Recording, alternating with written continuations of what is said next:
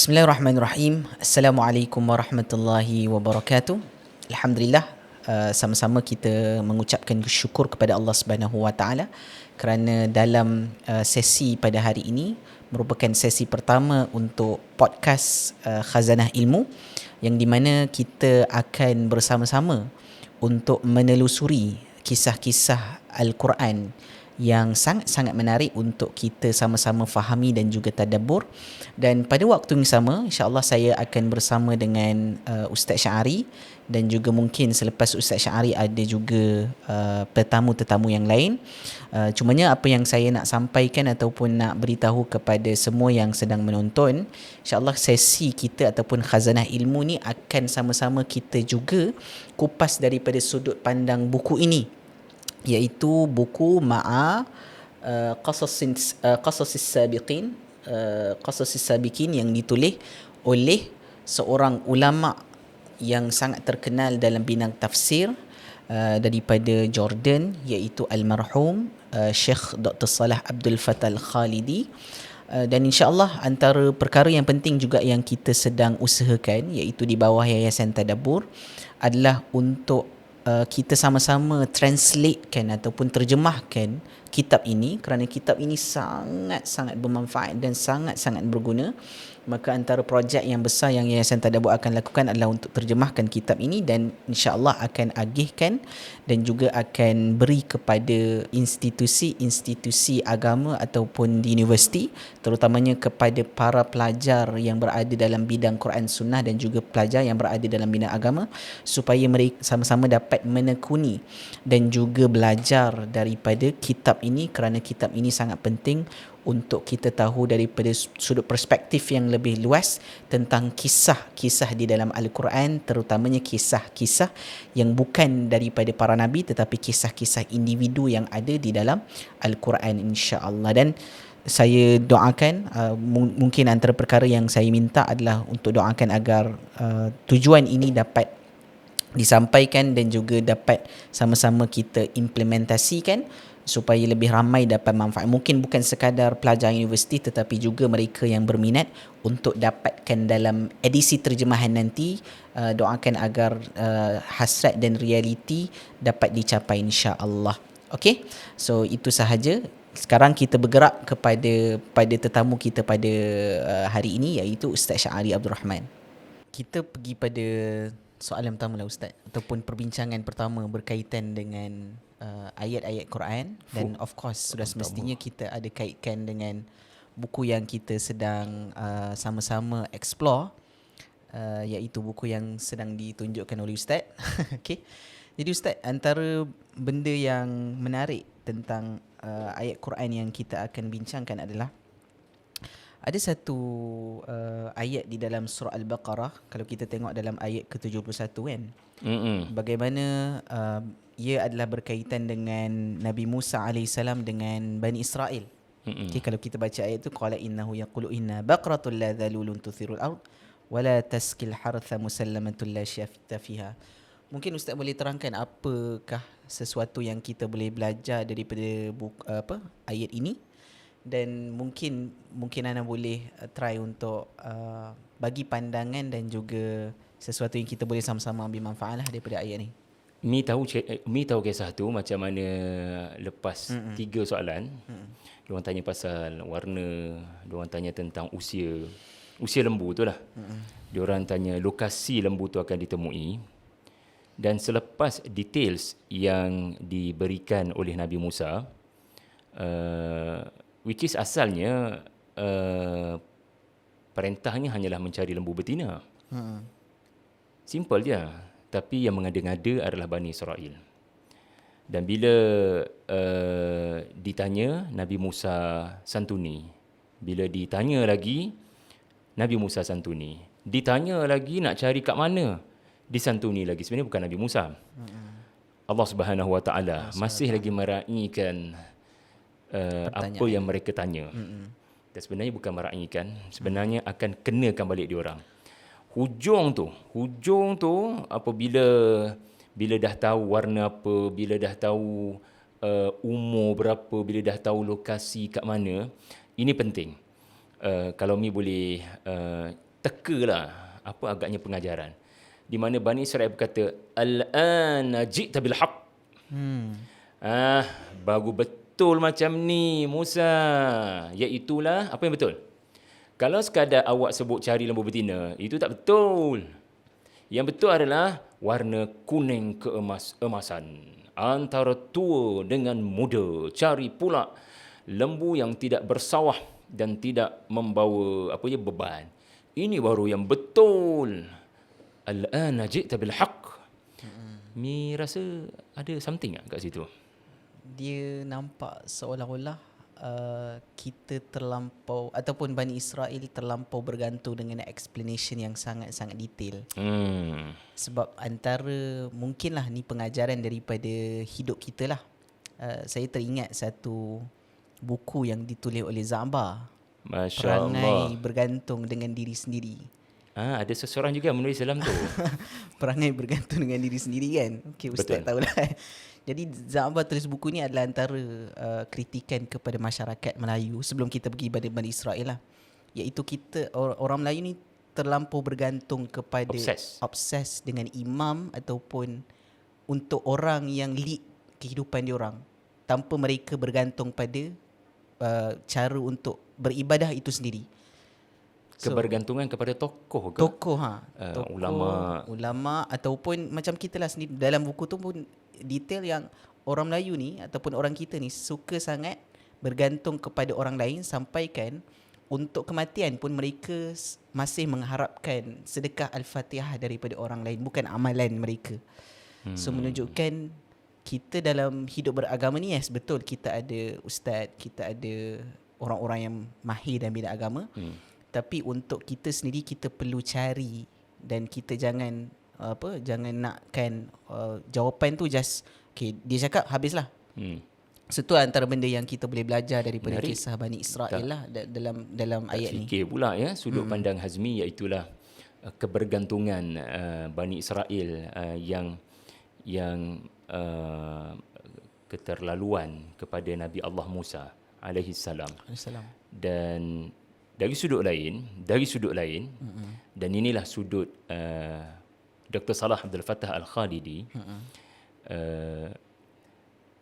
di mana Bani Israel telah menunjukkan karakter yang boleh berlangsung di mana-mana kaum, yang boleh berlaku pada mana-mana zaman, iaitulah memperlekeh sebaliknya. So dia berbeza dengan Mi punya sudut pandang, tapi itu satu perkongsian menarik daripada Mi lah, di mana memperlekeh agamawan, menghina mufti dan menentukan apa yang benar. Bukannya kebenaran datang daripada dalil. Kebenaran adalah apa yang menurut kami, menurut Bani Israel. Padahal Nabi Musa adalah Rasul. Bila baginda kata cari lembu betina, itu adalah kebenaran. Tetapi kempen yang dilakukan oleh Bani Israel, ya, dan perangai ini boleh ada kalangan kita, ya, subhanallah. Iaitulah apa yang keluar daripada ulama dan faqih fuqaha, itu yang benar, tapi netizen. Netizen kata yang betul macam ni. Iaitulah awak kena detail lah lembu warna apa. Dan saya setuju dengan Mi tadi, kita boleh nampak satu lagi POV, iaitulah memang perangai dia orang suka detail. Tak cukup dengan keumuman lembu betina je. Boleh tak cari tu, jangan banyak songeh. Tapi mereka nak tahu warna apa. Subhanallah, saya tak terfikir Mi bawa sudut pandang ni, sebab ini memang pendirian Dr. Salah Abdul Fattah Al-Khalidi. Beliau memang menegaskan agar Al-Quran itu kita rujuk sepenuhnya tanpa pergi kepada details yang tidak disebut oleh Al-Quran, kerana ia boleh menyebabkan dalam bahasa Manchester United offside. Offside. Chelsea. Dalam bahasa Chelsea, offside. Awak tidak berada pada kedudukan yang sepatutnya. Itu satu benda lah tuan-tuan. Satu benda yang kita nak kupas daripada satu benda dalam buku ni. Jadi Ustaz, bila Ustaz kupas macam tu, kita akan nampak dua side lah. Yang pertama yang terlampau ekstrim dalam bergantung, yang kedua terlampau ekstrim dalam menolak. Betul, So subhanallah. ayat tu dia boleh membawa dua perspektif yang berbeza pada Lepas tu waktu kisah yang sama. Quran sentiasa menyantuni zaman. Kalau zaman jenis terlalu bergantung sampai memuja orang soleh, Betul. kisah yang sama boleh digunakan macam ni sebut. Okay, settle. Ada satu kisah dalam Quran, iaitu kisah, kalau dalam Quran ni dalam surah Al-Baqarah ayat ke-299, seorang lelaki dia berjalan pada satu kota yang boleh dikatakan hancur, lebur dan tak ada orang duduk kat situ lah Ustaz. Kalau para mufassirin mengatakan orang ini bernama Uzair. Bagi ana kisah ni menarik sebab yang pertama sekali adalah menunjukkan keajaiban Allah Subhanahu Wa Taala yang mampu menghidupkan yang sudah mati. Yang kedua sekali adalah kisah ini seolah-olah memberi harapan kepada kita, seperti mana kita lihat negara umat Islam ataupun Palestin yang hancur lebur. Tidak mungkin ataupun tidak mustahil satu hari nanti Allah Subhanahu Wa Taala seperti mana menghidupkan orang yang ini selepas 100 tahun bangkit kembali, begitu juga Allah Subhanahu Wa Taala boleh bangkitkan Palestin, Ustaz. Itu antara benda yang menarik lah yang anda dapat daripada ayat ini. Ni bagi poin besar sebenarnya, optimism. Kisah Uzair ataupun salah satu bab yang diulas oleh Dr. Salah Abdul Fattah Al-Khalidi. Ini juga ulama daripada bumi Palestin. Maka tak pelik karya ini ditulis dengan semangat jihad. Beliau mengambil kisah-kisah 19 kisah yang kebanyakannya kisah Bani Israel. Kisah-kisah yang membabitkan Bani Israel. Hampir semua kisah-kisah membabitkan Bani Israel ada kaitan dengan Bani Israel walaupun tak ada kaitan direct. Dan beliau menamakan kitab ini sebenarnya bukan hanya ma'a qasasis sabiqin. Beliau menamakan karya ini dengan detailsnya adalah durusun fil imani wad da'wati wal jihad. Dan ditulis pada pertama sekali ditulis oleh almarhum Dr. Salah pada 1988. Wow. Jadi nak katanya dia bukan hanya cerita pasal kisah-kisah non-anbiya. Sebab kisah-kisah non-anbiya tu beliau tulis dalam satu lagi karya 4 jilid ada kat rumah saya, iaitulah tak ingat. So adalah 4 jilid kitab tentang Nabi-Nabi. Yang ni non-anbiya, tetapi beliau fokuskan kepada motivasi untuk umat ini bangkit. So Mi punya point itu menarik. Bagaimana nak menghidupkan semula umat. Dan Allah boleh menghidupkan semula umat sebagaimana Allah menghidupkan Palestin. Penduduk Palestin di hadapan mata, bukan di hadapan mata lah, selepas 100 tahun Uzair diwafatkan. Syekh Salah, macam Mi sebut tadi, Mi tak sebut di awal, Mi sebut seorang lelaki, which is very good. Ini menunjukkan manhaj Tadabbur Center. Ini manhaj perjuangan Yayasan Tadabbur, insya-Allah, di mana apa yang Allah tidak sebut, kita tak sebut di awal. Apa yang Allah sebut, kita sebut di awal. Tetapi mufassirun, macam Mi sebut tadi, mufassirun menyebutkan beliau adalah Uzair. Banyak panjang lebar lah kisah ni. Cuma saya nak fokuskan satu POV daripada almarhum Dr. Salah adalah kepelbagaian qiraat membawa kepada kepelbagaian makna. Kalau Mi tengok ayat berkenaan, ayat Al-Baqarah juzuk 3 kan. Kaifa nunshizuha. Kalau kita boleh recall balik, kaifa nunshizuha, yang bermaksud bagaimana himar yang sudah jadi tulang, kalau kita ambil qiraat yang dalam mushaf Al-Quran kita, yang kita tahu daripada qiraat salah satunya Hafs an Asim, maka ia bermaksud kami tinggikan himar tu yang dah mati jadi tulang.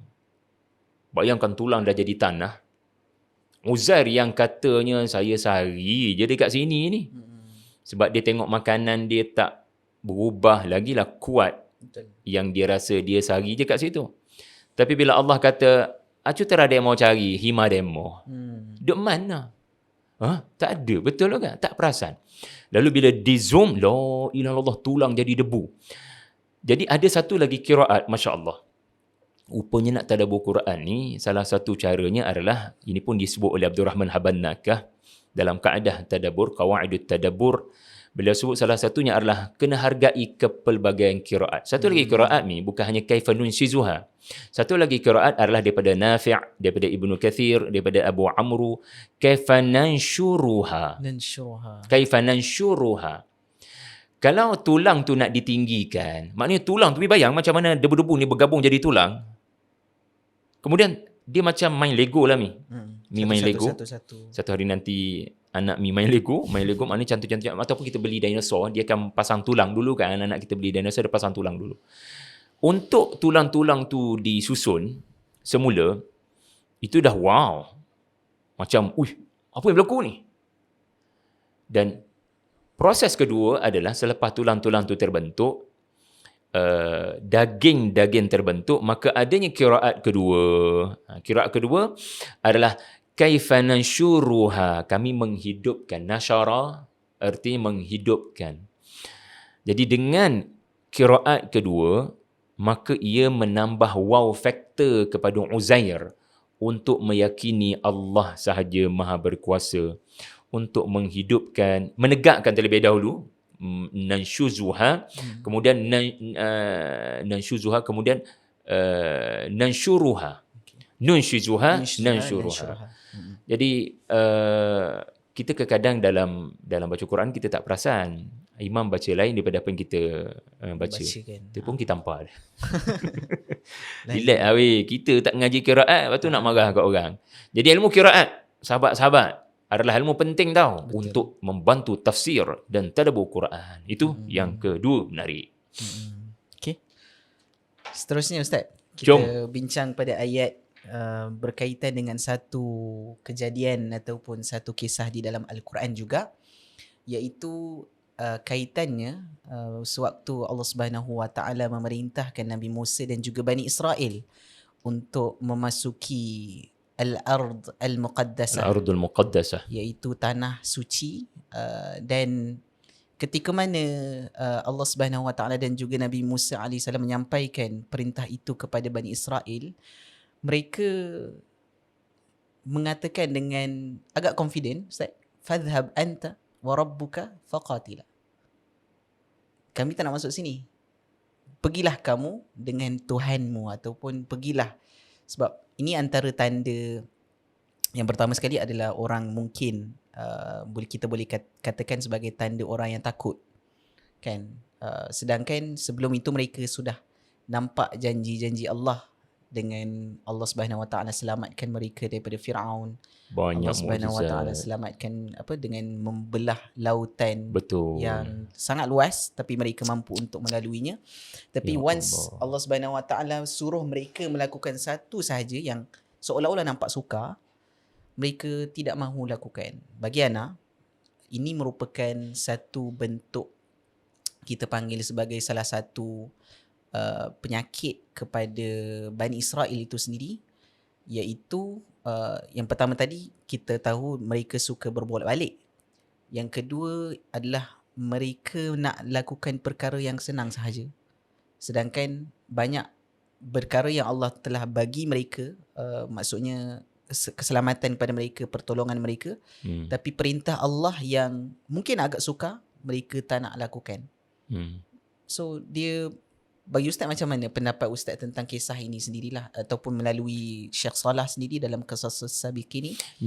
Mi sebut tadi, diorang sebut kepada Musa alaihi salam selamba ucapan biadab kepada tok guru mereka sendiri bagi arahan.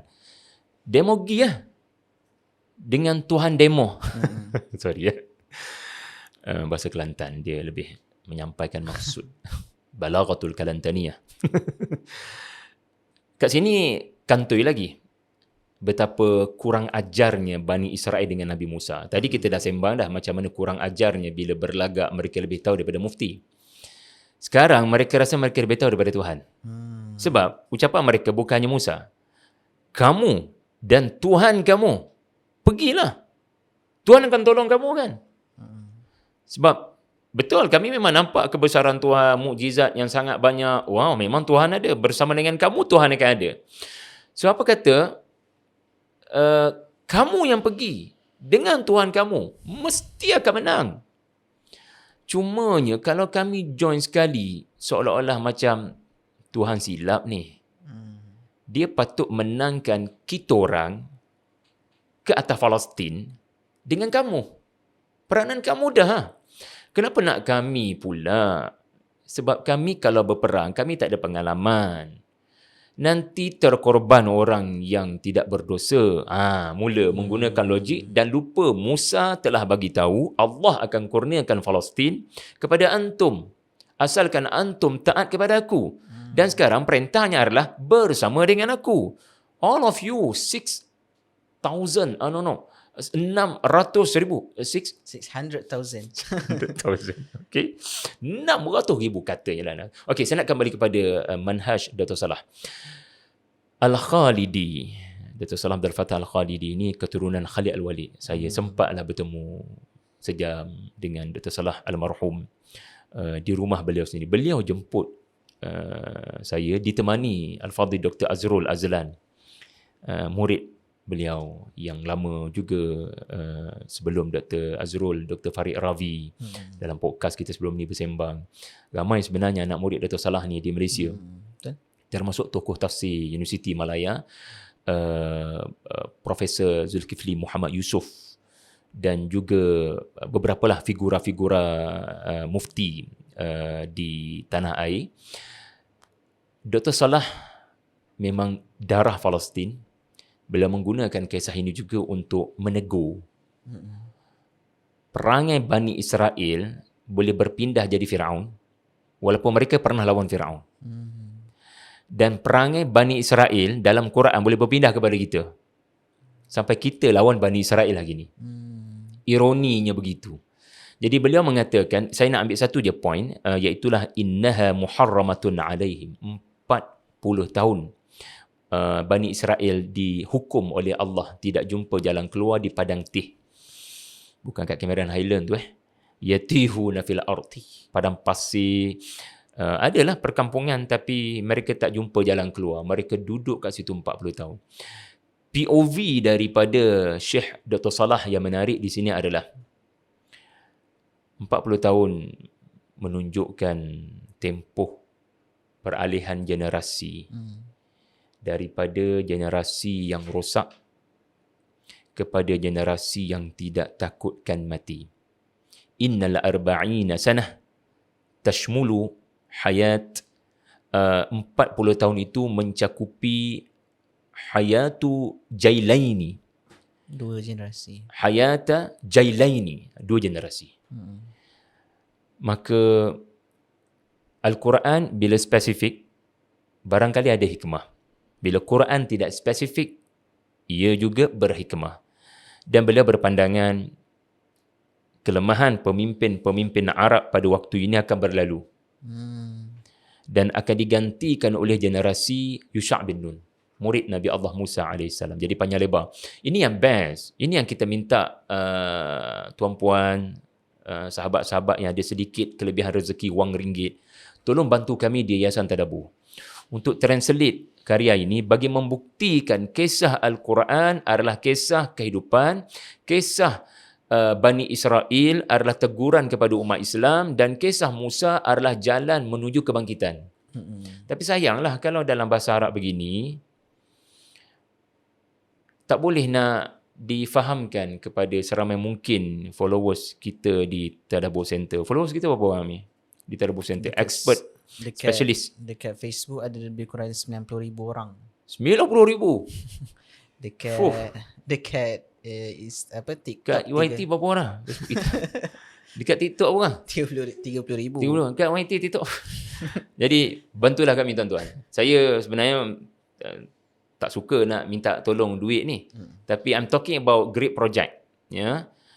Dalam Ramadan Al-Mubarak ni, guna kelebihan infak dalam bulan yang dimulakan kepada projek yang strategik begini, memberi pencerahan, ia akan memberikan manfaat kepada seramai mungkin generasi pelapis Nabi Allah Musa AS. Semangat tu. Okey, Mi, Yang keempat kita insya-Allah. Yang keempat, okay. Cerita apa dah yang keempat ni? Yang keempat adalah satu kisah di dalam surah, ada di dalam surah Al-Baqarah, ada dalam surah Al-A'raf ada, iaitu kisah Bani Israel ataupun kisah Bani Israel yang ditukar kepada monyet. Sebab kalau kita sinonimkan monyet ni adalah satu haiwan yang kalau kita pergi dekat, kita kalau tengok dalam kartun best lah Ustaz. Tapi pergi dekat dengan dia macam takut kan. Kartun apa ada monyet? Ada banyak kartun. Apa? Kita apa? Monkey King apa benda? Monkey King lah. So dia macam satu binatang yang kalau boleh kita nak elakkan daripada bertemu secara face to face sebab kita tak tahu apa yang dia akan bertindak macam mana kan. Dia panggil apa? Unthinkable. Dia akan lakukan perkara yang tanpa kita sedari boleh membawa mudarat. Betul sebenarnya. Tapi tengok pada cara kita berdepan lah. Jadi dalam ayat kat on the way balik rumah ada monyet. Macam mana? On the way balik Alam Sari ada monyet. On the way tak nampak Tak sangat. ada kot. Sebab Ada saya kot on dekat the way UKM. balik rumah saya tu kawasan hutan. Memang tiap-tiap hari lah akan tadabbur Dengan monyet kat situ. Jadi yang kita nak pergi kepada kisah ni adalah ketika mana yang dipanggil sebagai Ashabus Sabt, iaitu golongan hari Sabtu ataupun orang yang telah melakukan satu perkara pada hari Sabtu. Dan kisah ini sebenarnya kalau kita nak telusuri lebih dalam adalah berkaitan satu arahan yang mereka perlu tinggalkan ataupun mereka perlu fokus hari Sabtu tu hanya untuk beribadah. Betul. Maka kerja-kerja lain jangan buat. Tapi yang Ashabus Sabti, mereka telah memasang pukat pada hari Jumaat ataupun malam Sabtu tu, Jumaat malam Sabtu. Very good. Dan mereka telah ambil hasilnya pada hari Ahad. So dengan erti kata lain That's Ustaz, great. mereka secara liciknya telah mempermainkan arahan Tuhan. So ini juga adalah satu refleksi pada diri kita lah. Sebab zaman sekarang ni ramai yang cuba untuk mengelak daripada melakukan, ataupun dia cakap contohnya benda ni tak sentuh pun apa-apa berkaitan dengan agama ataupun perkara macam tu. So banyak lah, saya tak nak spesifik. Mungkin Ustaz kalau nak spesifik, Ustaz boleh spesifikkan lah. Cumanya kisah ni menarik yang bukan sekadar Bani Israel ada penyakit ni, tetapi perkara itu juga sampai sekarang kita nampak Ustaz. Mungkin Ustaz boleh kupas daripada sudut pandang Ustaz Dr. Salah Abdul Fattah Al-Khalidi. Dari sudut fakta, kita memang diberitahu kunu qiradatan khasiin. Kamu yang melanggar syariat hari Sabtu, kamu menjadi monyet. Kunu, kamu menjadi monyet, bukan sekadar monyet ni. Qiradatan khasiin. Khasiin ni maksudnya khasian fahuwa hasir, di mana orang tak nak datang dekat. Jijiknya. So bukan hanya monyet. Sebab ada monyet kita rasa nak pergi dekat, nak bagi sumbangan roti. Tapi ada monyet yang jangan ya Allah, sangat jijik, mungkin membawa penyakit. Bila mi baca statement ataupun fakta di dalam Al-Quran, maka jadilah mereka itu monyet yang terhina. Kita diajar oleh Dr. Salah Abdul Fattah Al-Khalidi untuk termenung sekejap. Berhenti sekejap. Dan bertanya satu soalan. Kita memang latih di Tadabbur Center ni kepada para pelajar untuk bertanya soalan why. Bukan hanya what. Kalau what, dia produce tafsir. What is the meaning daripada menjadi monyet? Artinya Allah dengan kekuasaannya menyumpah mereka menjadi monyet. Dr. Salah menyatakan dua pandangan. Satu pandangan adalah ia adalah majaz. Menunjukkan seperti yang diungkapkan daripada Mujahid rahimahullah, murid Ibnu Abbas tu. Imam Mujahid. Yang ditukar bukan mereka tubuh. Yang ditukar adalah hati mereka. Musikhat qulubuhum. Musikhat qulubuhum. Walam yumsikhu qiradatun. Yang diubah adalah hati mereka. Namun, ya, dan termasuk juga yang memberikan pandangan ini adalah idola lah kepada Dr. Salah Al-Khalidi, ataupun tokoh yang beliau sangat kagumi, Syed Qutb rahimahullah, fi Zilal Al-Quran. Di mana pada pandangan awal penulis fi Zilal adalah dia pun ke arah menyatakan bukan mereka disumpah menjadi tubuh monyet, tetapi disumpahnya adalah arwahahum bi arwahihim wa afkarihim, iaitulah roh mereka, fikiran mereka, rasa mereka dah macam binatang.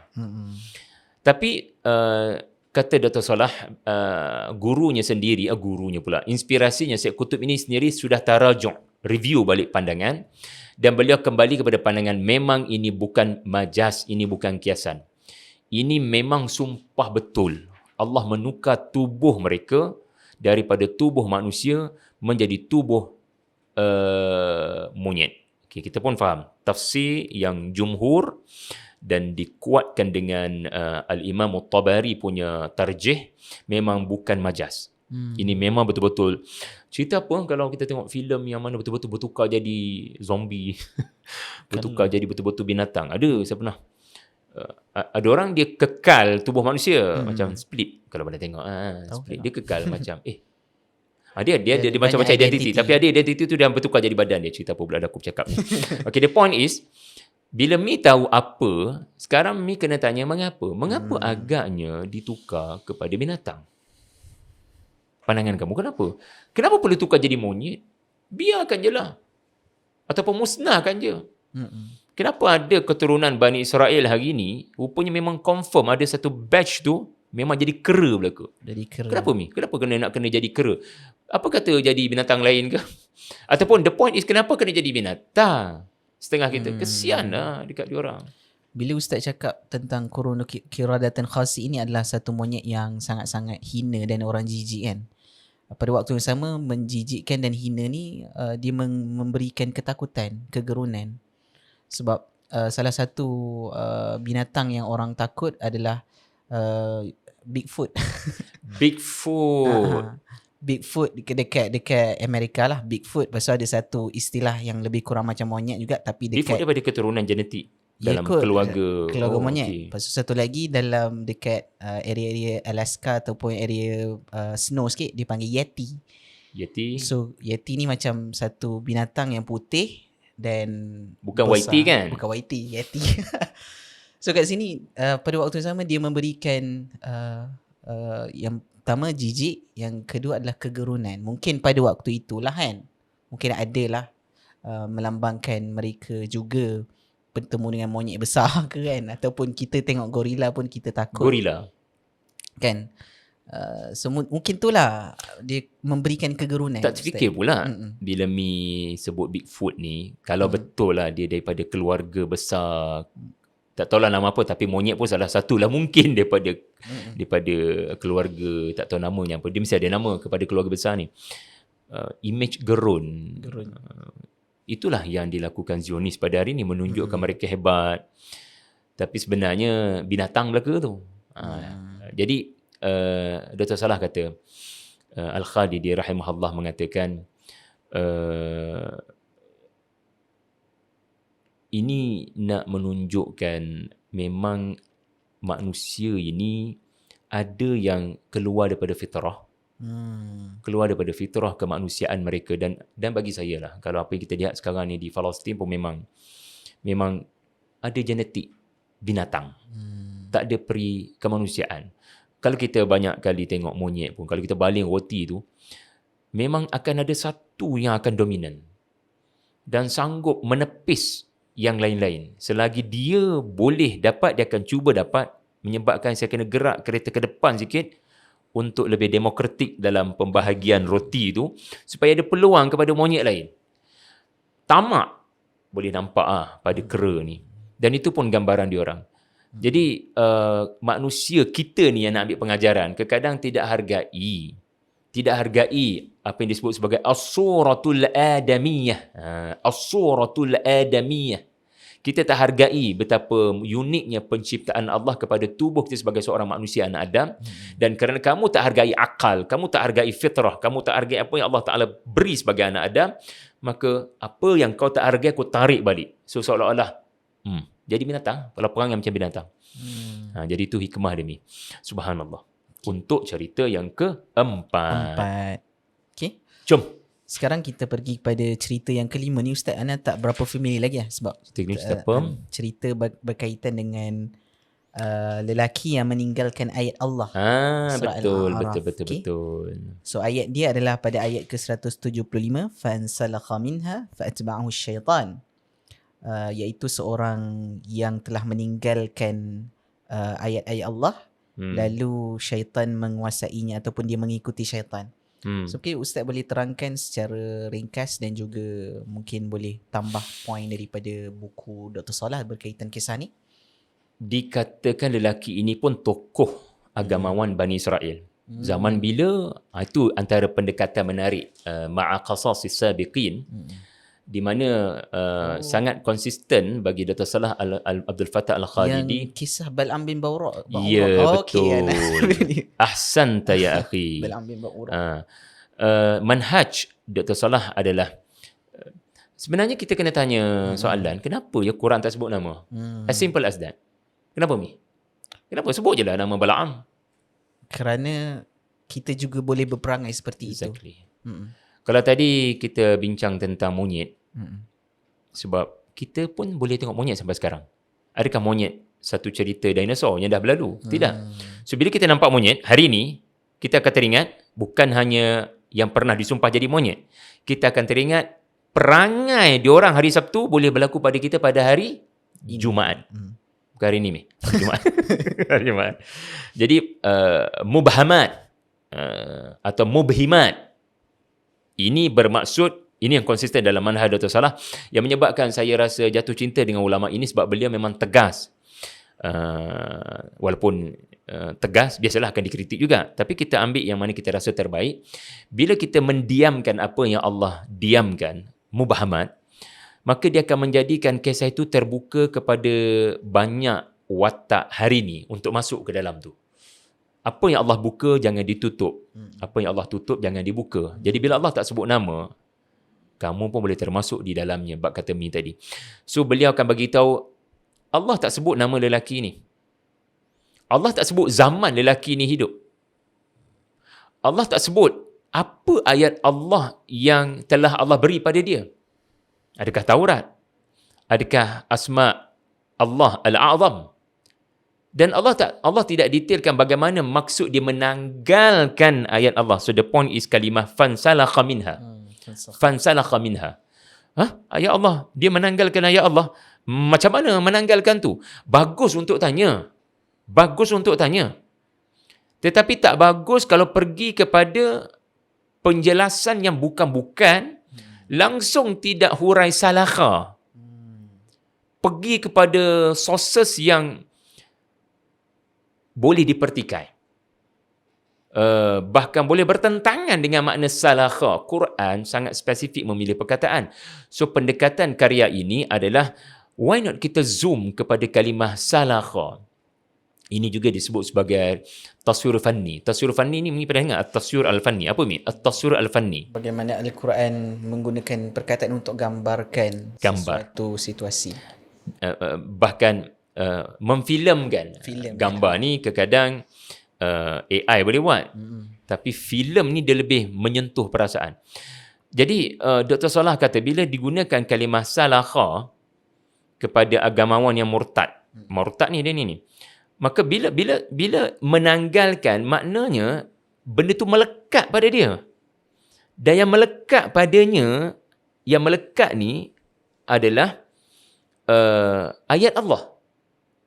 Maksudnya ayat Allah ni melekat pada dirinya seperti kulit melekat pada dirinya, memberikan perlindungan daripada bahaya. Kulit memberikan perlindungan daripada hodoh. Sebab kalau luka mana-mana kan dah tak cantik. So orang buat pembedahan untuk tampan. Jadi dia ni cantik sebenarnya dengan kulit yang ori. Tapi bila dia tanggal, umpama ular yang bersalin kulit, ular bersalin kulit, cantiklah kulitnya. Tapi manusia bila meninggalkan kulit, bermaksud dia sedang menuju kepada keadaan yang sangat hodoh. Dan ayat Allah rupa-rupanya adalah ayat yang sebati dengan fitrah. Umpama kulit melekat pada tubuh. Jadi sangat halus pemilihan perkataan salakha, menanggalkan sesuatu yang kuat melekat. Maknanya menanggalkan sesuatu yang selari dengan fitrah. Fa'atba'ahu syaitan. Tengok kamera Quran. Ini yang biasa disebut oleh Dr. Salah. Dia menggunakan istilah yang juga banyak disebut oleh Dr. Ahmad Naufal, yang satu perjuangan lah saya kira dengan Syekh Salah. Mereka menyebut al-kamera al-Qurani. Kamera Quran bergerak, menggambarkan sebaik saja dia tanggal, fa'atba'ahu syaitan. Syaitan terus sambar agamawan ini dan mengekorinya dengan rapat untuk menyesatkan dia. Jadi ini contoh macam mana kalau kita perlahan-lahan tartil, zoom kalimah itu. Dia Quranic lens, Wow. Ustaz. Quranic lens. Quranic lens. Kita akan kagumlah dengan bahasa Quran. Itulah untuk kisah yang ke-5, insya-Allah. Kelima. Okey. Sekarang ni kita bergerak kepada kisah ke-6. Ini favourite Hazmi. Beliau menulis buku Sabar, Sabar. yang salah satunya adalah tokoh dalam kisah surah ke-6 ke? Kisah Al-Kahfi. kisah 6 ke-6. dah kita ni. Betul. So kisah ke-6 ni adalah berkaitan dengan bukanlah kita fokus kepada kisah Ashabul Kahfi semata-mata, Ustaz, sebab biasanya kalau kita pergi kepada kisah Ashabul Kahfi ni hanya fokus kepada Ashabul Kahf, Kita fokus pada kisah pemuda iaitu lah. fitiah lah, pemuda. Fitiah. Tapi kali ni kita fokus kepada satu lagi makhluk yang ada bersama dengan Ashabul Kahfi sampai orang tertanya-tanya, sayaquluna thalathatur rabi'uhum kalbuhum, iaitu anjingnya. Okey. Mungkin antara kisah anjing ini, antara ayat yang menarik adalah pada ayat 18, wa kalbuhum basitun dhira'ihi bil wasid.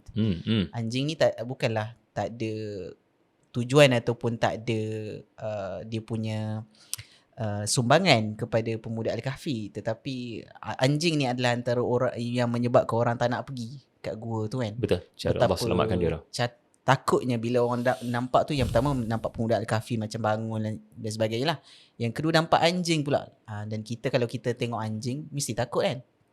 So bagi Ana, kisah ni antara benda yang berkaitan dengan kisah Ashabul Kahfi dengan anjing ini adalah Allah Subhanahu Wa Taala bukan sekadar boleh menyelamatkan kita daripada sesuatu yang bahaya, tetapi Allah memberikan asbab pada waktu yang sama.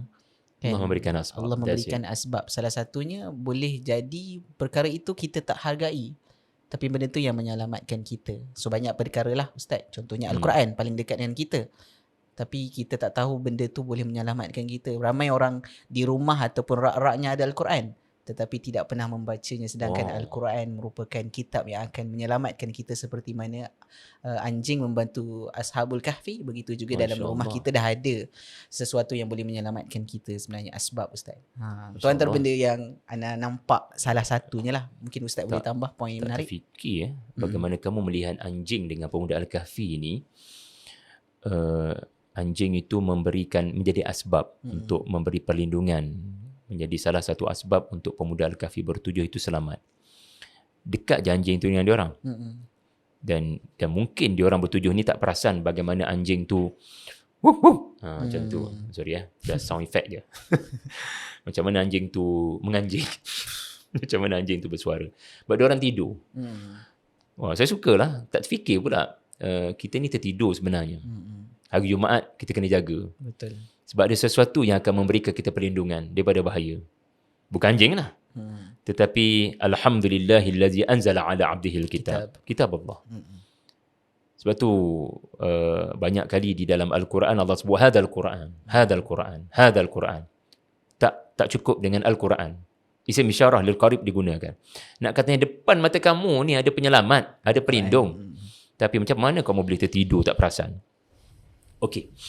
Faktanya ini kita seronok sangat tadabbur Al-Quran bila dapat pimpinan daripada para ulama seperti Dr. Salah Abdul Fattah Al-Khalidi. Dan Mi punya point kadang-kadang point yang sebenarnya best gila. Dan rupanya apa yang anda temui selari dengan apa yang sarjana temui. Kadang-kadang kita rasa itu penemuan yang subhanallah, kita tak sangka Allah ilhamkan kepada kita. Tapi bila kita belik pula karya-karya yang bersifat kajian, orang sebelum aku dah ada chemistry dengan aku, tak sangka dia fikir macam tu juga. Kerap berlaku pada anak macam tu, Mi. Subhanallah. Subhanallah. Orang kata buah daripada Quran ni la maqtu'atin wala mamnu'ah. La maqtu'ah. Dia tak pernah bila awak petik, dia dah tak ada. Rupanya masa kita petik hari ni, orang dulu dah petik dah. Dah lama dah kan. Dan Allah tak pernah bila orang dulu petik, kita tak petik dah sebab dah didominasi oleh orang dulu. Jadi tadi kita sembang pasal kera, hari ni kita sembang pasal anjing. Okey, saya bagi contoh macam mana kita belajar tafsir dan tadabbur. What and why. Anjing itu mendepakan tangannya ke depan di pintu gua, wa kalbuhum basitun dhira'ihi bil wasit. Jadi ini bukan posisi anjing tidur Kalau anjing tidur ni dia posisi tak menakutkan. Bila posisi mendepakan tangan, anjing tu berada dalam keadaan jaga. Dan basit isim fa'il. Apa fungsi isim fa'il ni? Menunjukkan sesuatu yang memang betul-betul dia buat. Sabat, Tetap. macam patung. Siapa berani nak datang gua bila anjing dalam keadaan bersiap sedia untuk menyerang? Salah satu isu yang menarik yang Dr. Salah timbulkan, ini best ni bila ulama' kita bantu kita tadabbur. Ulama' bantu tafsir, ulama' juga bantu tadabbur. Sebab kalau kita tadabbur kita je, dia dapat benda yang basic je lah kadang-kadang kan. Tapi kalau ulama' bantu dengan kebahasaan, hanya dengan isim fa'il menunjukkan kalau pemuda Al-Kahfi, Allah jaga diorang 300 tahun dengan sifat diorang tidur. Allah jaga anjing sekarang dengan sifat anjing tu basit. Lawan kepada tidur adalah bangun. Jaga. Ha. Allah jaga pemuda Al-Kahfi dengan mereka tidur. Kurang-kurang. 300 tahun juga Allah jaga anjing bukan dalam bentuk anjing tidur. Tapi anjing tu jaga. Uish, macam mana? Pemuda Al-Kahfi Allah jaga dalam bentuk bergerak. Wa nuqallibuhum dhatal yamin wa dhatal shimal. Allah jaga 300 tahun dengan pergerakan tubuh. Kita bincang tadi kulit kan. Kita bincang pasal, yalah kalau tak berlaku pergerakan, nanti akan menyebabkan kalau bedridden dia akan jadi bed sore lah. Bed sore lah. Jadi lenguh, bukan lenguh jadi kesan lah. Ada kesan lah sampai kepada tahap darah tak mengalir semua. Jadi orang pemuda Al-Kahfi dijaga dalam bentuk pergerakan kiri kanan. Anjing ni tak bergerak ni. Dibekukan kot dalam bahasa mudahnya. Tapi kekal bernyawa. Yang satu dalam gua, tak kena cahaya matahari. Yang satu lagi seko ni dekat luar gua terdedah pada cahaya matahari. Ni nampak tak kontradik dua situasi? Tapi dua-dua dapat 300 tahun. Kita bila lalu ayat anjing ni, kita nak tanya warna apa tu? Katanya namanya ketumir. Ini contoh soalan-soalan yang saya rasa tak membantu kita lah untuk ambil pengajaran. Tapi kalau kita tanya soalan, kenapa? Kan saya sebut tadi, tadabbur adalah bertanya, mengapa Allah cerita anjing tu dalam keadaan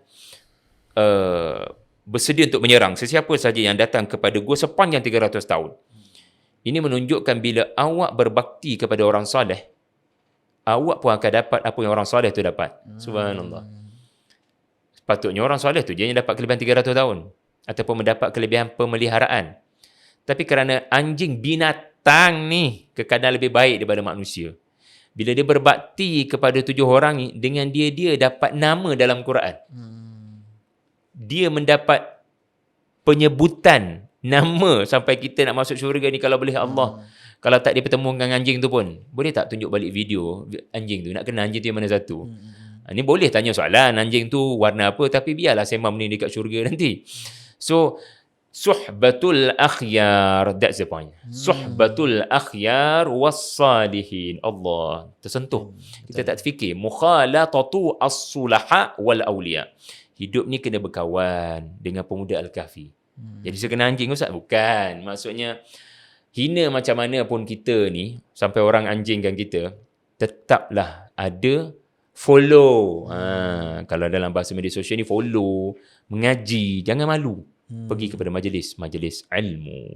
Walaupun kita dianggap minority Ustaz kan, kita perlu dianggap minority kan, kita perlu sentiasa ada mindset macam tu lah. Betul.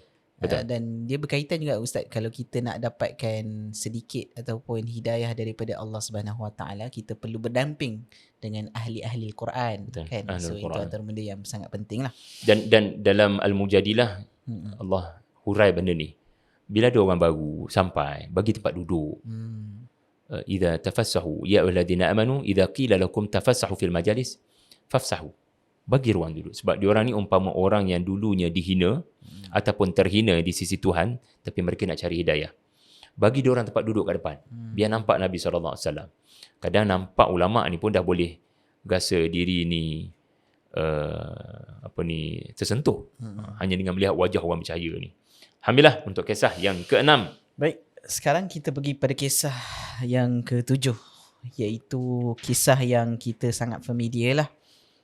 Antara pertemuan Nabi Musa AS dengan Khidir ataupun Khadir. Mungkin Dr. Saleh ada satu nama yang spesifik ataupun berbeza yang seperti mana kita selalu dengar lah Ustaz. Cumanya kisah ini adalah antara ungkapan yang kita biasa baca pada ayat ini adalah innaka lan tastati'a ma'iya sabra. Itu dia penulisnya mula menegaskan poin ini. Kamu tak akan mampu untuk bersabar dengan aku, kan? Tapi kalau kita tengok perkataan tastati' ni berubah, ada tasti', ada tastati', kan? So dia menunjukkan bila mana penambahan sesuatu perkataan di dalam bahasa Arab ni, dia menunjukkan kesukaran yang berbeza. Huruf. Penambahan huruf, pengurangan huruf. Pengurangan huruf, penambahan huruf. Dekat sini kesukaran untuk kamu bersabar ni berbeza tahap dia. Kan? So Nabi Musa AS mungkin pada waktu awalnya boleh bersabar sedikit, tapi lama kelamaan dah makin dalam perjalanan tu ada banyak perkara yang Nabi Musa AS belum ada ilmu pengetahuan, maka makin lama dia makin tidak resah. Baginda AS tidak resah, maka ini merujuk kepada ketidaksabaran yang pada waktu itu berlaku lah. Tapi sebenarnya Ustaz, kisah ini bukanlah melambangkan Nabi Musa AS tidak sabar sepenuhnya. Sebab antara pandangan masyarakat kita ni, kita cakap Nabi Musa tak sabar, sebab dalam buku saya ada explain. Bukanlah Nabi Musa tak sabar, tetapi ada keadaan yang menyebabkan tindakan Nabi Musa tu agak sedikit kita boleh panggil reaktif. Yes, spontaneous kan. Sebab sebelum perjalanan, sebab ramai orang pergi kepada kisah Nabi Musa dan Khadir tanpa melalui kisah Nabi Musa dengan Yusha' bin Nun. Ya, Nabi Musa dengan Yusha' bin Nun menunjukkan Nabi Musa ni sabar, sangat sabar. Subhanallah. Yang pertama Hukubah tu. Yang kedua berlaku ketika mana Yusha' bin Nun terlupa, boleh saja Nabi Musa marah, tapi Nabi Musa terus bertahan sampailah berjumpa dengan Marajal Bahrain. Wow, kan, what a great tanasub yang Mi buat untuk. So kisah ni lah secara keseluruhan Ustaz. Antara pengajaran yang anda nampak setelah membaca kisah ni adalah banyak benda yang kita tak tahu. Itu sikap yang kena ada. Sikap yang kita kena ada, sebab antara kelebihan Khadir ni adalah Allah Subhanahu Wa Taala memberikan dia ilmu yang hanya Allah Subhanahu Wa Taala bagi spesifik, yang tak ada pada orang lain. So menunjukkan sebenarnya walaupun benda tu berlaku depan mata kita, macam kita sukar untuk percaya, tapi sebalik itu ada perkara yang lebih luas, iaitu ilmu Allah Subhanahu Wa Taala yang kita sendiri perlu sentiasa belajar, insya-Allah. Itulah antara benda yang menarik lah Ustaz. Mungkin Ustaz boleh tambah perkara yang lebih menarik daripada pandangan Ustaz dan pandangan Syekh Saleh Al-Khali. Satu teknik ataupun satu kunci tadabbur yang Dr. Salah sebut dalam Mafatih Litta'amul Ma'al Quran, yang diterjemahkan oleh Tadabbur Center, insya-Allah, dalam Pesta Buku Antarabangsa Kuala Lumpur nanti. Insya-Allah. Dukhulu alimil Qur'ani biduni dirasatin sabiqah. Kita ni kalau masuk ke dalam Quran, jangan duk bawa ideologi. Jangan duk bawa fahaman tertentu. Masuk macam buta huruf, kosong. Jangan ada sebarang prejudgment. Dan bila Dr. Salah hurai karya beliau yang itu, bukan yang ni, memang saya teringat cerita ni. Sebab kita boleh jadi Musa bila masuk ke dalam Al-Quran. Kita sudah ada expectation. Saya boleh sabarlah. Jangan kata saya tak sabarlah. At the end of the day, tak sabar pun. Okay, simple je soalan ni. Khadir masih hidup tak? Wallahualam. Oh, jawapan selamat ya. Wallahualam. Betul, itulah adab kita yang diajar di surah Al-Kahfi pun, wallahualam. Itu jawapan yang terbaik. Tapi lepas wallahualam, rasanya hidup ke meninggal dah? Wallahualam. Itulah jawapan dia saya makna. Sebab kadang-kadang ini yang menarik ni, Dr. Salah mengeluarkan 8 poin Ar-rajih mautul qadri. Maut. Mautul qadar qabla al-bi'thah. Bermaksud beliau nak membimbing kita untuk menjawab isu dengan Al-Quran. Poin dia bukanlah 8 tu. Kita boleh baca lah. Tapi apa yang mahal daripada karya Dato' Salah adalah apa-apa isu. Tolong jangan bincang dulu menerusi sumber lain. Pergi pada Quran. Bagaimanakah Al-Quran saling memberikan penjelasan? Nombor 1, saya sebut 3 je lah. Allah bukan tak sebut. Allah sebut dalam Quran, dalam surah Nabi-Nabi pula tu. وَمَا جَعَلْنَا لِبَشَرٍ مِّن قَبْلِكَ الْخُلْدِ. Allah tak jadikan manusia sebelum engkau, wahai Nabi. Sebelum engkau, wahai Nabi, maknanya Nabi-Nabi ya. Sebelum engkau, wahai Nabi SAW, yang bersifat khuldi, diberikan tempoh masa lama kekal. Tak ada. Mereka seperti manusia akan dimamah usia dan meninggal dunia. Maka tidak ada hadis yang sahih mengecualikan Khadir dalam hukum umum ayat 34 surah Al-Anbiya. 2. Surah Ali Imran ayat 81. Wa idh akhadallahu mithaqan nabiyyin, sampailah kepada ayat la tu'minunna bihi wa la tansurunnah. Mana-mana nabi akan mengambil perjanjian untuk beriman dengan Nabi sallallahu alaihi wasallam dan membantu Nabi sallallahu alaihi wasallam. Mana Nabi Khadir kalau masih hidup? Mengapa tidak menunaikan janji yang dirakamkan di dalam Al-Quran? Adakah Khadir mendapat pengecualian untuk tidak menunaikan janji yang direkodkan di dalam Al-Quran? Ini jelas menunjukkan jika beliau tidak hadir kepada Nabi semasa Nabi SAW hidup 23 tahun, ini menunjukkan dia sudah tiada. Bagaimana dia sudah tiada, nak datang kepada yang baru ada. Nampak sangat di situ beliau sudah meninggal dunia. Ini poin Dr. Salah.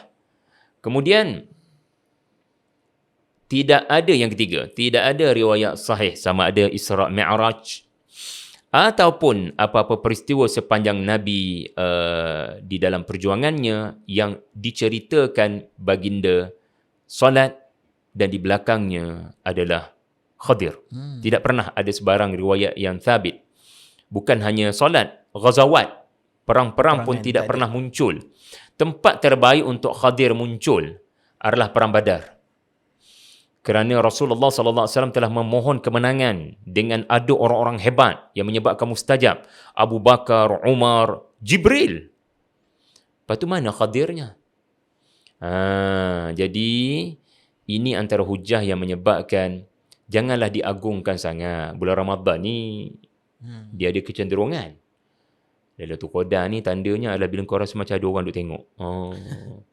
Dan orang tu hati-hati. Dia sekejap ada, sekejap tak ada. Kau tengok tak ada, tapi sebenarnya dia ada. Katanya tu Khadir. Kat sini tak tahulah, tapi dekat tempat tertentu di negara kat luar memang betul-betul mengangkat tokoh ni sangat-sangat. Macam kita bincang awal tadi lah yang bab Nabi Musa dengan Baqarah dengan Bani Israel. Alhamdulillah untuk kisah Al-Kahfi kita. Alhamdulillah. Baik, menarik start point tadi. Ada beberapa perkara yang barulah. Sebab memang pendapat Ana pun serupalah, cuma Ana tak cakap mungkin sebab penonton berbeza pada. Okay, tak apa. Kita terus. Pilih jalan selamat. Okay, sebab saya masih muda kan, saya tak nak bergaduh dengan sesiapa. So kita pergi kepada Mana boleh play safe. kisah seterusnya iaitu Ini kisah favourite Ana ni. Kisah Dzulqarnain. Favourite. Okay. So kisah ni ada satu pengalaman peribadi lah kisah ni, sebab pernah menulis buku dengan peribadi. Ustaz. Pernah menulis buku Ustaz. Went to Oceansmead. Betul lah. Lupa. Kan apabila Dia lupa tu sebab tak diterbitkan. So Went to Oceansmead ni tak jadi terbit. Sedih lah dia. 8 kisah Dzulqarnain dengan kisah Nabi Musa dan Khadir. Kita munasabahkan di dalam Munasabah satu ni, subhanallah, surah ataupun best satu gila. buku kan. Drama dia menarik sepanjang belajar dan juga membaca kisah Dzulqarnain ni kan. Yang pertama sekali, kita sering tertanya-tanya siapa tu Dzulqarnain.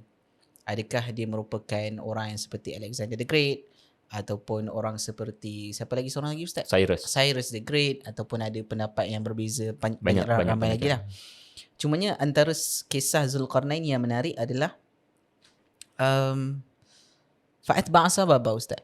Fa'atba'a sababa. Maksudnya selain daripada Zulkarnain ini diberikan kekuasaan empire, Zulkarnain sentiasa ikut ataupun menggunakan empire dan juga resources yang Zulkarnain ada tu untuk kelebihan, bukan kepada dirinya tetapi untuk agama lah terutamanya. Apabila dia pergi kepada 3 checkpoint yang berbeza, kan, ada 3 checkpoint, dan antara ungkapan yang paling terkesan pada hati ana lah iaitu hadza rahmatun min rabbi. Hadza rahmatun min rabbi. Kan, walaupun Zulkarnain berjaya untuk membina satu radma, kan? Radman bukan sada, radma, satu tembok yang sangat kukuh untuk memelihara penduduk yang terakhir daripada Ya'juj dan Ma'juj. Tetapi Zulkarnain tidak cakap yang dia hebat, tetapi dia cakap yang Tuhan yang memberikan aku kehebatan ini. Maka begitu juga sikap reaksi kita apabila melihat orang yang hebat, kita bukanlah kembali kepada orang tu sahaja. Sebab zaman sekarang adalah zaman followers, zaman Instagram, obsesi zaman melampau terhadap Asabiyah. tokoh sama ada pemimpin ataupun agamawan ke dan sebagainya. Maka kita kena lihat kehebatan ni bukan datang daripada dia tetapi Tuhan. Dan of course bila kehebatan daripada Tuhan, kesilapan juga boleh berlaku kepada seseorang manusia itu, maka kita kena akui yang dia juga melakukan kesilapan. Sama seperti Zulkarnain juga akan melakukan kesilapan. Cuma bezanya adalah Zulkarnain telah diangkat oleh Allah Subhanahu Wa Taala di dalam Al-Quran. Kita ni hanya orang yang biasa, maka janganlah syok sangat kan. Jangan hebat sangat, rasa macam semua benda yang kita buat ini hebat, tetapi kita kena akui bahawa kehebatan tu datang daripada Allah Subhanahu Wa Taala. Itu antara benda yang menarik lah tentang kisah Zulkarnain dalam pandangan peribadi Anas ni. Ustaz, mungkin ada sesuatu yang Zulkarnain antara tokoh yang saya banyak tulis lah, tulis dalam buku lah, ada di bawah tuduhan kisah Zulkarnain. Ada bersama dengan Hazmi, One Two Oceans Meet, dan juga saya tak ingat, tapi ada satu lagi karya. Bahkan kisah Zulkarnain ni betul-betul jadi kisah yang paling saya suka. Kalau ditanya lah, Mi tak tanya, jadi saya tanya diri saya. Ustaz, kisah apa yang paling best dalam kitab ni? Bagi saya, kisah Zulkarnain. 2 sebab. Sebab nombor 2, sebab Syekh Solah.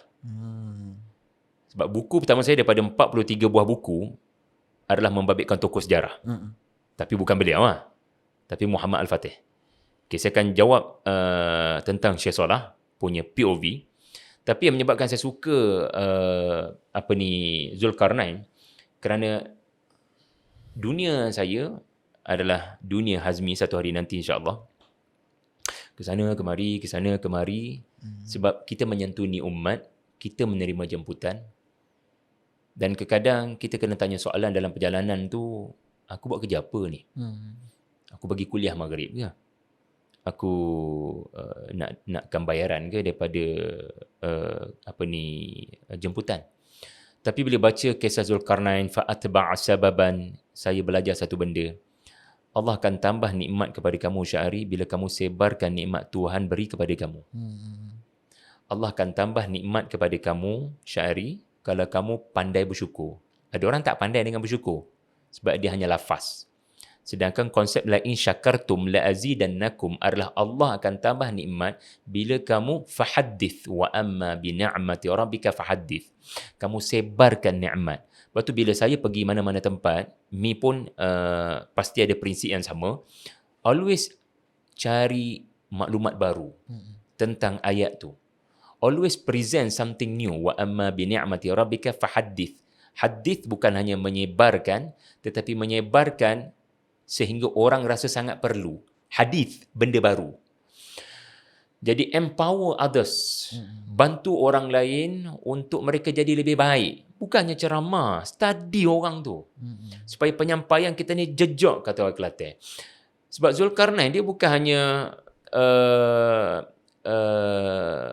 Zulkarnain di hentian ketiga, beliau bukan membina tembok dalam keadaan ditonton oleh rakyat kat situ. Tapi dia empower them to have civilization dan disiplin dalam arkitektur, dalam kejuruteraan, dalam seni bina. Kembali kepada poin penting.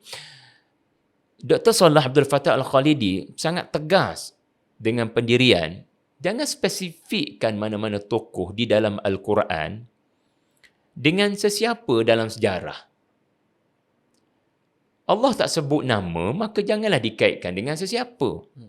Tiba-tiba Syekh sendiri mengaitkan Zulkarnain yang merupakan gelaran dengan tokoh yang bernama Cyrus.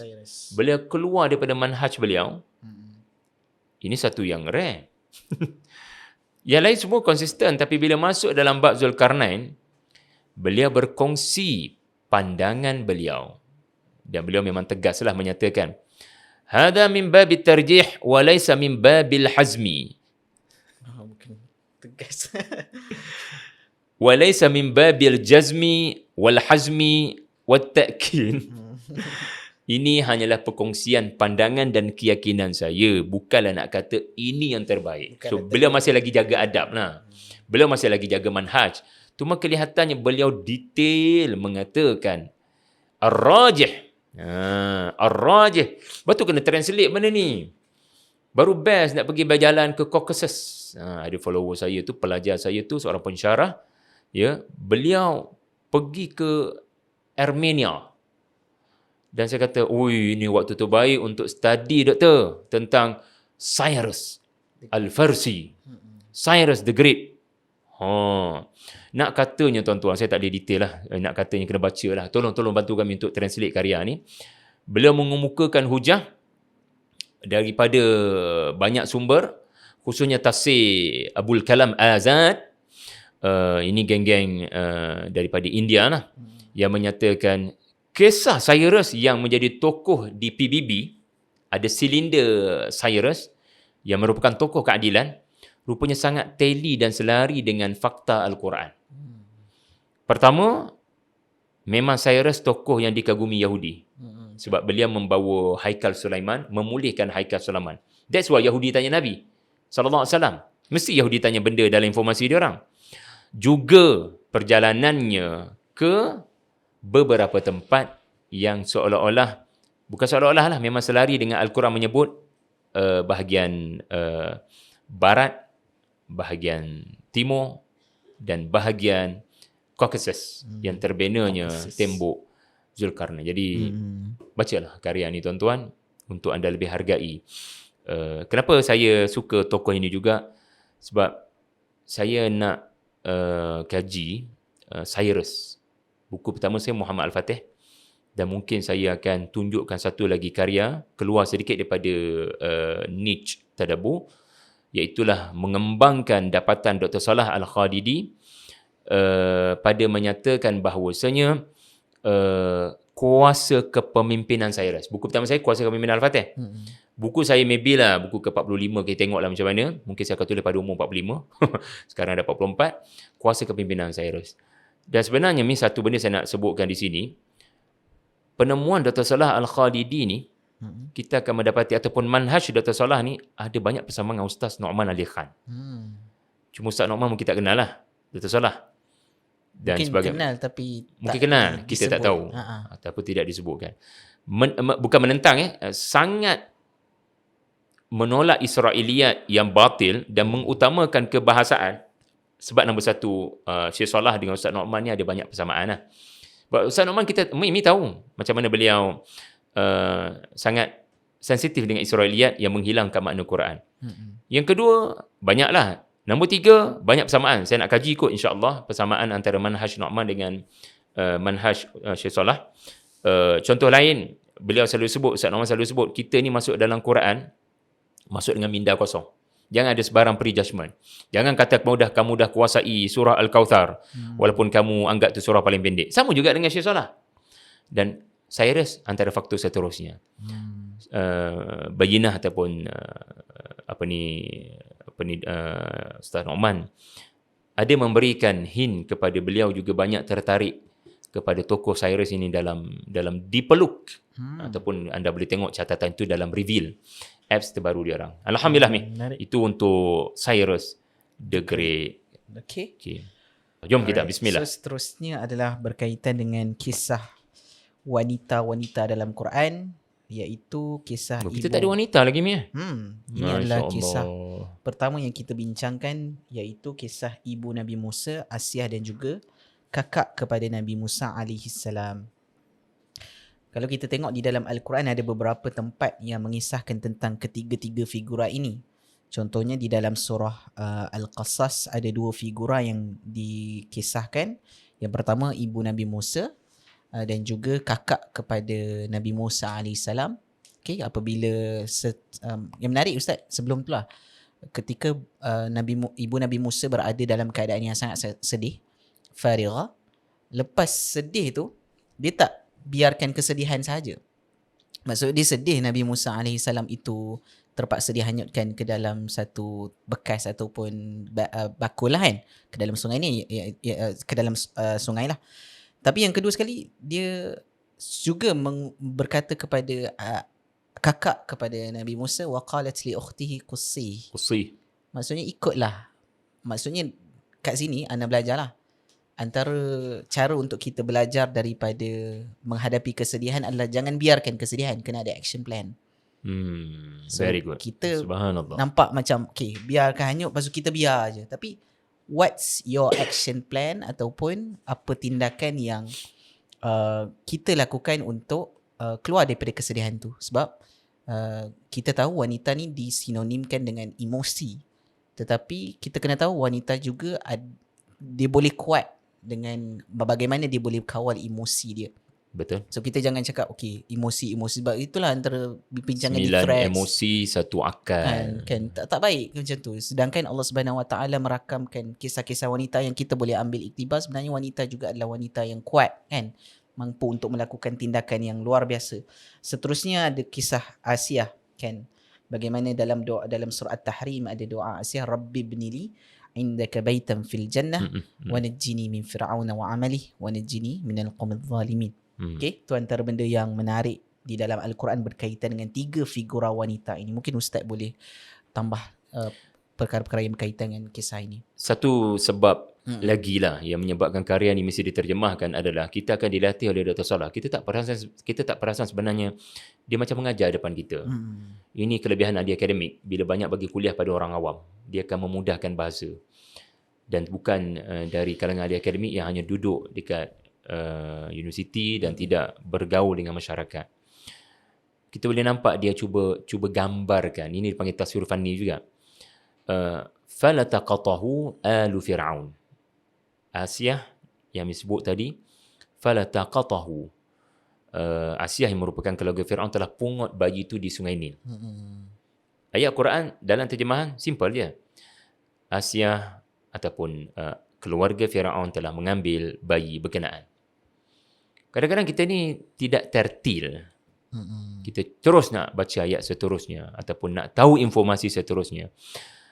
Dr. Salah ajar kita, pause dulu. Hadirkan taswir fanni. Maka kita akan mendapati, saya bacakan saya terus translatekan saya dah hijaukan tu, saya translatekan pada anda. Dan biasanya uslub ulama-ulama ni bila dia nak tadabbur, bagi saya ni bukan tadabbur ni. Tadabbur ni bila kita yang nak ambil pengajaran. Ini dipanggil tafsir juga, tapi memudahkan tafsir. Taisir at-tafsir ni. Taisir at-tafsir ataupun tafsir muyassar. Wa ka'annahu yaqulu lahu, seolah-olah Allah Ta'ala ni nak berkata. Kita kan banyak guna ayat seolah-olah Allah nak sebut. Sebab kita ikut manhaj ulama yang mempermudahkan bahasa tafsir. Anta, hey Fir'aun, engkau cari budak-budak laki Bani Israel untuk dibunuh, ya? Engkau tak penat menyelidik ibu-ibu mengandungnya. Macam ni. Tak payah penat-penat. Ya, kami datangkan kepada kamu orang tu. Kami akan datangkan kepada kamu tanpa kamu susah-susah nak cari, selidik mak-mak dan bayi mana baru dilahirkan. Dah tak payahlah. Ni kami datangkan kepada kamu. Kami datangkan kepada kamu dan dia kecil je tu. Kecil je budak tu. Lemah sangat, lemah kan? Bayi tu sangat lemah. Ajiz anid difa'. Dan kau boleh buat apa saja pada bayi tu kan? Sebab dia tak boleh nak mempertahankan diri dia pun. Bunuh dia. Kalau kau mampu. Dia dalam rumah engkau. Dia dalam tangan engkau yang Asiah bagi. Tapi engkau tak nak timpakan apa-apa keburukan kepada dia.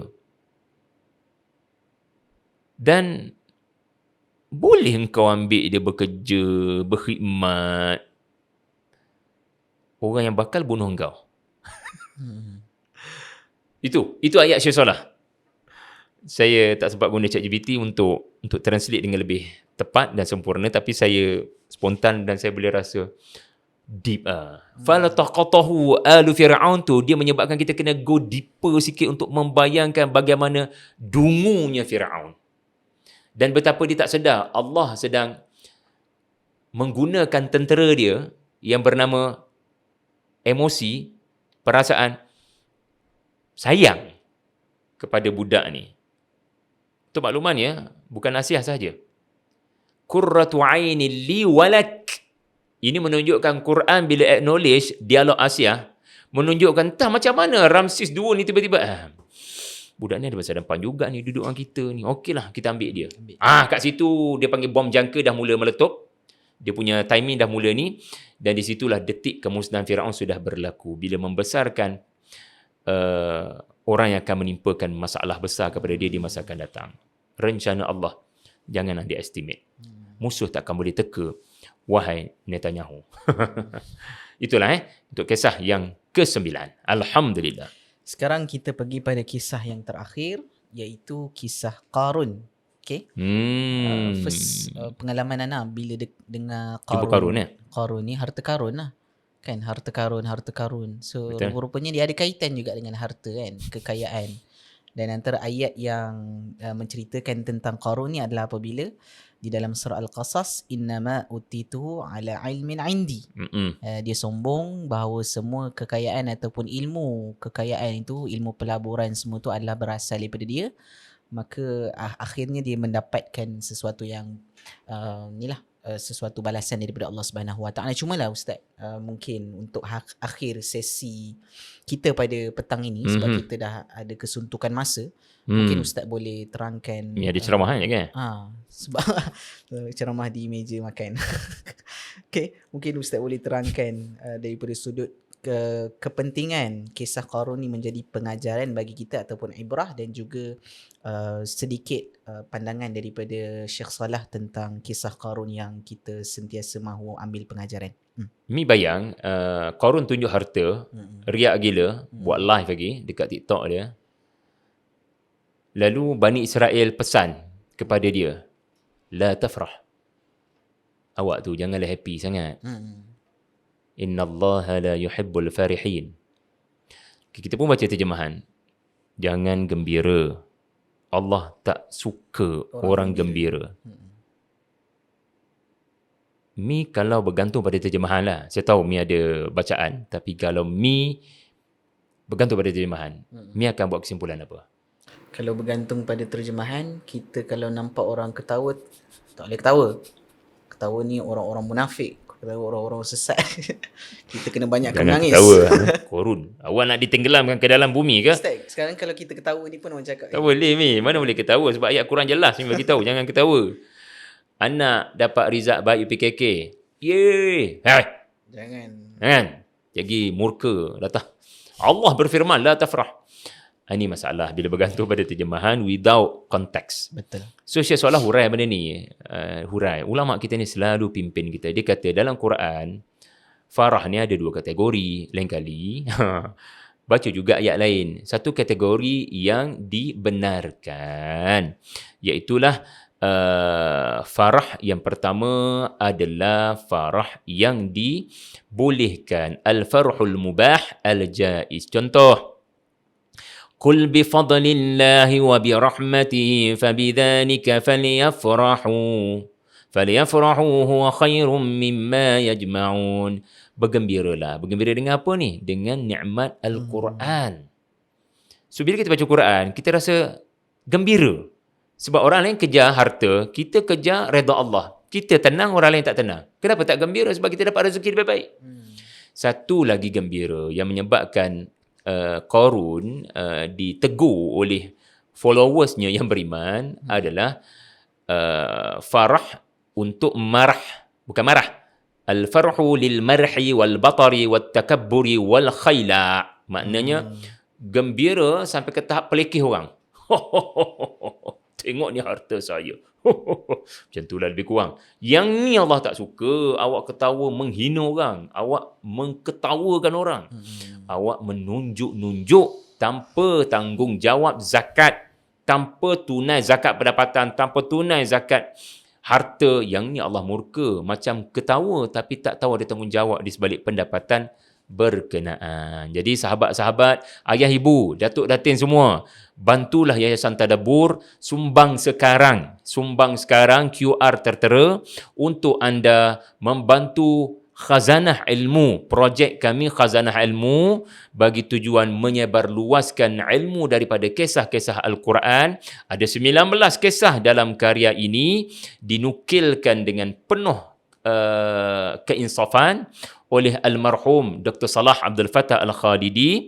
InsyaAllah kita akan panjangkan pahala beliau dalam juhud menyumbang kepada khazanah tafsir Al-Quran dan tadabbur, insyaAllah. Terima kasih banyak, Mi. InsyaAllah. Terima kasih Ustaz atas peluang.